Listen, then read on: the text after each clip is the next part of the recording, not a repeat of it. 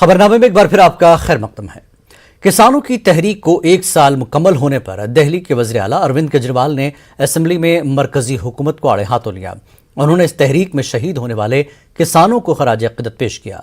केजरीवाल ने कहा कि हिंदुस्तान में पहली बार 700 किसानों को अपनी ही मुंतखब हुकूमत के खिलाफ एहतजाज करते हुए जान गंवानी पड़ी। केजरीवाल ने कहा कि किसानों की तहरीक में तमाम मज़ाहिब के लोगों ने हिस्सा लिया। उन्होंने कहा कि किसानों के हौसले, हिम्मत, जज्बे और कुर्बानियों को सलाम करते हैं।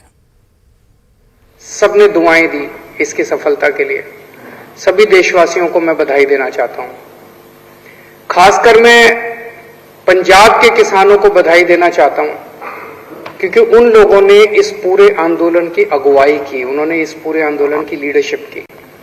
जिस तरह से बहुत बड़े स्तर के ऊपर ट्रैक्टर ट्रॉली पंजाब से आए, यहां पे आके बैठ गए। पंजाब की उन महिलाओं को मैं बधाई देना चाहता हूं जो कंधे से कंधा मिला के यहां पे कई दिनों तक इस आंदोलन में बॉर्डर के ऊपर उनके साथ बैठी हुई थी।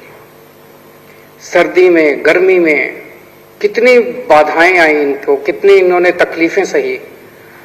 मतलब मेरे को याद है पिछली बार अभी तो उतनी सर्दी नहीं पड़ी, लेकिन पिछली साल जब कड़ाके की सर्दी पड़ रही थी, हम सोचा करते थे कि हम अपने घर में इतने बड़े सारे हीटर लगा के बैठे हैं और इतनी रजाई के अंदर बैठे हैं। ये किसान बॉर्डर के ऊपर पता नहीं कैसे बैठे होंगे, कैसे सो रहे होंगे खुले आसमान के नीचे।